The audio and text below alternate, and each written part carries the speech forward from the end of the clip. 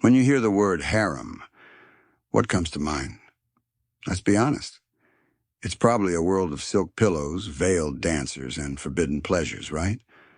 But what if I told you that behind that fantasy lies the real story of the Ottoman Empire, a story of raw political power, desperate dynastic survival, and the ultimate fate of one of history's greatest powers? Now, most of what we thought we knew about the Sultan's harem came from Western writers who, frankly, never got an invitation. Their accounts were often more fantasy than fact. The reality was the harem was a global crossroads, drawing in people, almost always against their will, from Europe, Africa, and the Caucasus. It was a place of deep contradiction, incredibly cosmopolitan, yet fiercely traditional.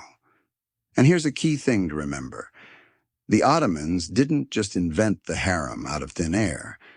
They inherited the concept, refining traditions from the ancient Persian and Byzantine empires they replaced. Their identity was built on being the protectors of Sunni Islam, with the Sultan himself holding the title of Caliph. And nothing shaped that identity more than their epic conquest of Constantinople in 1453. This wasn't just a military victory. It was like a massive software update for their entire culture. And for centuries, the empire was shockingly stable. A huge reason for that stability? You guessed it. The Imperial Harem and the complex, often brutal, rules that made it tick.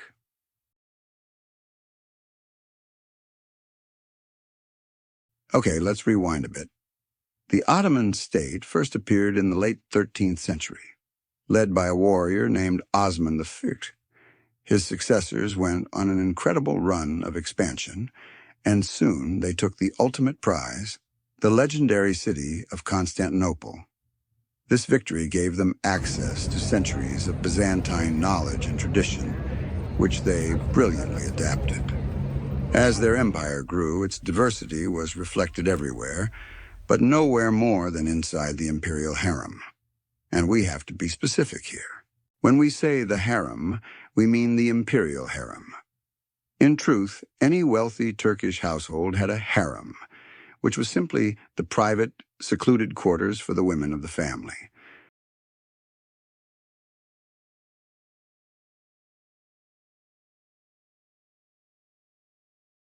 The size and luxury of a man's harem was a public statement of his wealth. And while Islamic law technically allowed for 4 wives, the expectation was that you only took on as many as you could properly provide for. But the Sultan's harem? That was a whole different universe. It wasn't just for wives. It was a bustling, self-contained world populated by hundreds, sometimes thousands, of concubines, the Sultan's unmarried sisters and aunts, a massive staff of female servants, and all of his young children. It was a private home operating on the scale of a small city, which, naturally, led to some pretty intense family drama. And I mean lethal drama. Just ask the Romans. Building an empire is a messy business, especially for brothers. From day one, the harem had one absolutely critical job: keep the Ottoman dynasty alive. The entire system, wives, concubines, guards, servants, was a machine designed to produce a surplus of male heirs. Why? Because it was a brutal numbers game. You needed to make sure at least one capable son survived to take the throne. And the competition to be that son was deadly. For a long time, it was official policy. When a new sultan came to power, his first order of business was to have all of his brothers legally executed. It sounds horrifying, but it was a cold, pragmatic solution to prevent the kind of succession wars that tore other kingdoms apart. It ensured the royal line wasn't a branching tree, but a single, unyielding trunk.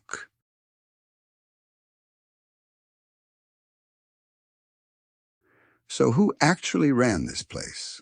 Life inside the harem was a masterclass in hierarchy. At the absolute peak, wielding immense power, was the Valide Sultan, the mother of the reigning sultan. She was the matriarch, the CEO of the harem, and her influence often spilled out into the politics of the entire empire, even if her official authority stopped at the palace gates. Just below her were the sultan's daughters, the princesses.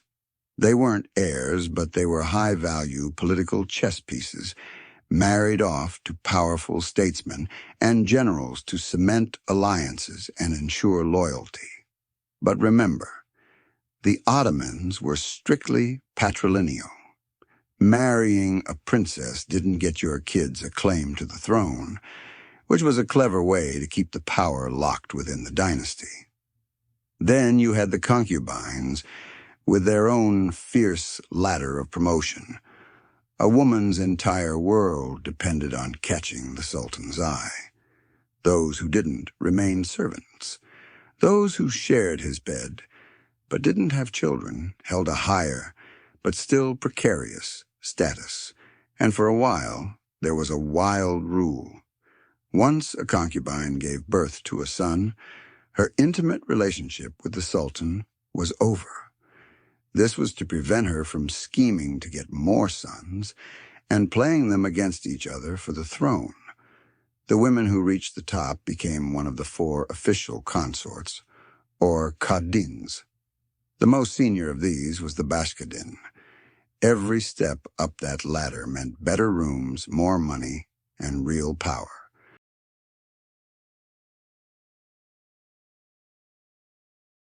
But we can't talk about any of this without facing a brutal truth. This entire, glittering world was built on a foundation of institutionalized slavery. The vast majority of people in the harem, women and men, were enslaved. They were captured in raids, sold in markets, or given as gifts from officials across the empire's vast territories. A young woman chosen for the harem would have her life completely transformed. She'd get a new Persian name, often something poetic describing her personality, and begin an intense education in Turkish, Islam, and the impossibly complex rules of court etiquette. A lucky, talented, and politically savvy few could rise to the very top. For most, however, it was a life of servitude. And it wasn't just women.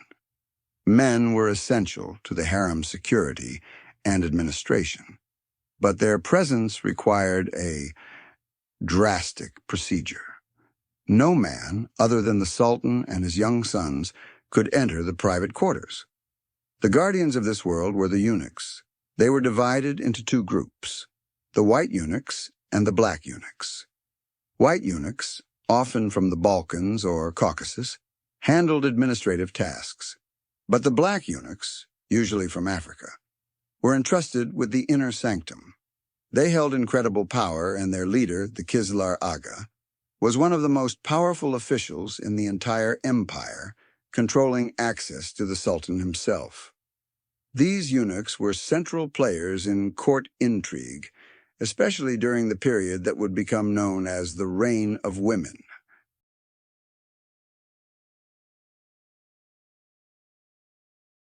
This brings us to a woman who completely broke the system, Hurrem Sultan. An enslaved girl from what is now Ukraine, she rose through the ranks of Suleiman, the magnificent's harem. But she didn't just become a favorite. She became his legal wife, something that had never happened before. She convinced Suleiman to abandon the one-son policy, bearing him multiple children and, most importantly, persuaded him to move the entire harem into the Topkapi Palace, placing it at the physical and political center of the empire.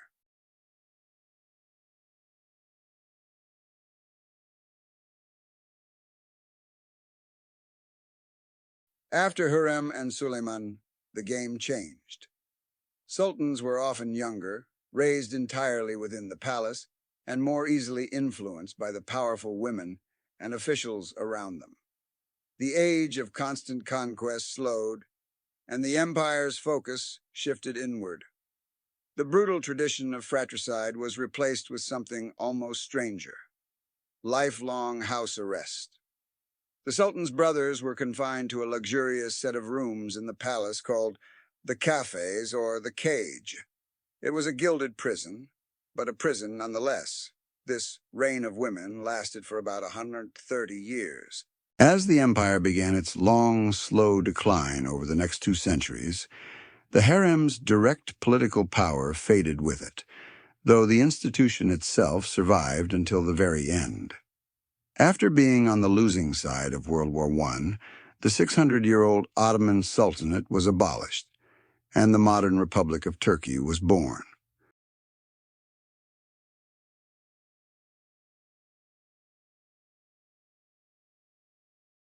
So the story of the harem isn't just about exotic beauty and palace secrets.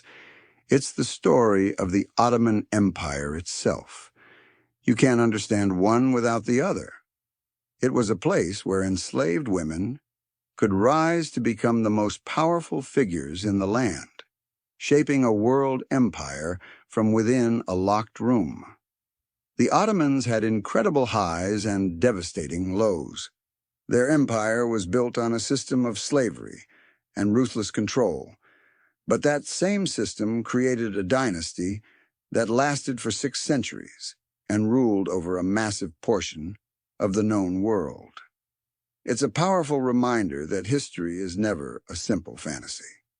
It's always more complicated, more brutal, and far more interesting. Thanks for watching.